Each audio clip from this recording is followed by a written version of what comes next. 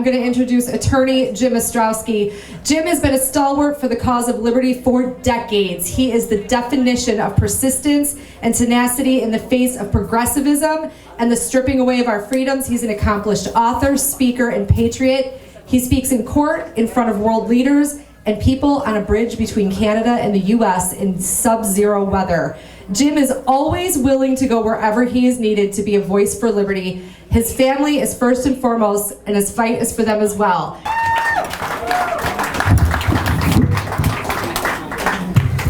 Just a quick procedural. Is Nick Langworthy here? Nick? I just want Nick to know I'm not the author of NYS Tyrant on Facebook, but I sure wish I was. Yeah, I'm going to be short. I'm kind of the libertarian skunk at the garden party. That's the bad news. The good news is I'm only going to speak for a few minutes. So the truth is, I hate the word libertarian. The main reason is it makes it sound like we're some new fringe movement with crazy ideas. That is false. We are a very old movement with sound ideas that have a major and exclusively positive impact on history and our own country. And let me explain. Before 1650 or so, with few exceptions, the world was ruled by brute centralized force. Suddenly around 1650, a movement emerged called the Levelers in England. They advocated a new and radical philosophy called natural rights. Individuals had rights, life, liberty, and property by their very nature, not granted by the government, and these rights included the right of revolution against tyrannical government. The Levelers lost out to Cromwell in the English Civil War, but their program was carried on by the British Whigs, not to be confused with the bad old American Whigs who loved big government. If these libertarian ideas sound familiar, it's because they are the founding ideas of America, as Jefferson was heavily influenced by the Levelers and the Whigs and their leading thinkers such as Sidney and Locke.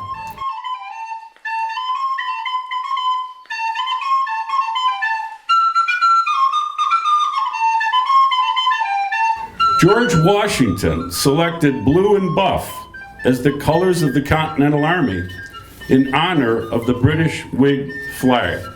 The American Revolution helped advance most of what is good about the modern world. Free speech, habeas corpus, the rights of the accused and the rights of prisoners, and we welcome some conservatives who suddenly discovered the rights of the accused and the rights of prisoners. Freedom of movement, equal rights for women, anti-slavery, opposition to conscription and standing armies, the right to bear arms, freedom of religion, the Industrial Revolution, and the promotion of peace, not war, through free trade and non-intervention in other countries. These ideas created the greatest country in history, but we lost our way in the progressive era, 1913 through the present. The modern liberty movement reappeared in the late 1960s, and they needed a word to distinguish themselves from the so-called liberals and conservatives, and the term libertarian was coined, but it has not served us well, and I prefer the term liberty movement, and my website is called libertymovement.org for that reason. Why have all of our efforts to defeat progressive big government, whether by conservatives, Republicans, and libertarians, failed? I've thought long about this and hard, and I wrote a series of books that explain my conclusions. First, progressivism is not a rational philosophy, but it's a form of emotional therapy. So arguing with progressives is like talking to a wall. Electoral politics fails because it is rigged in many ways. For example, political machines that use the government for their self-interest raise huge sums to defeat challengers. Progressives control the schools. So while we produce new members of the liberty movement by the hundreds, they mass produce young left progressives by the millions. When Republicans and conservatives do get elected, I'm sorry to say, nothing changes except the rearranging of the deck chairs on the Titanic. And I think Congressman Palladino actually alluded to that point in his talk. In one of my books, I listed every major progressive program since 1913. There are 14 of them. The GOP has never repealed a single one of these programs when it had the chance.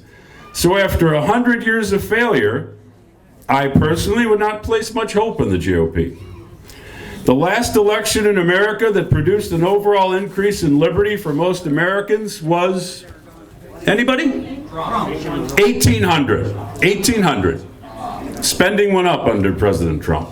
1800, when the Libertarian, those bad old Libertarians, that Libertarian Jefferson, kicked the Federalists out of office and cut the budget. Major. The modern conservative movement, no offense, dates back to 1964. Ever since then, government has grown tremendously. The movement has evolved into a jobs program called Conservatism, Inc.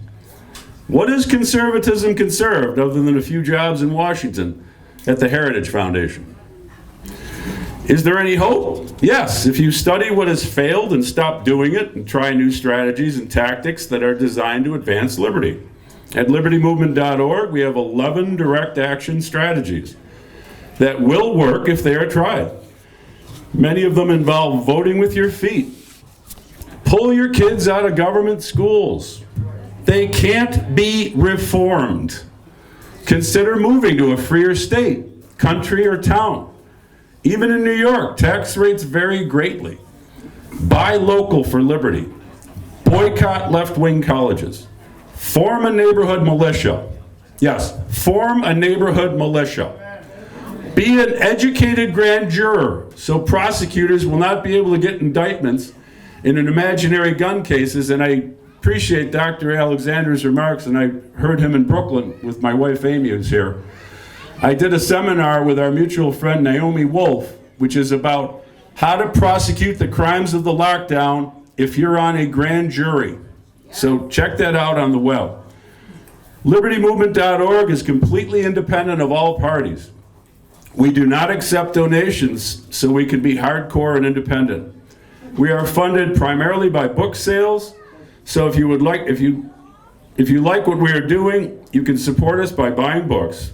Whenever you grow tired of doing the same old stuff that hasn't worked, call me to get involved. Yeah. Thank you. Yes.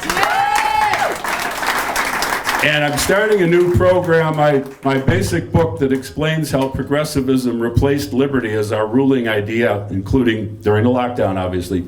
Trying to do a book scholarship for any recent high school graduate. Hopefully get people to subsidize that. But I have 5 books today. I will give those to people who will give that to a recent high school graduate. So see me after. Thank you very much for inviting me.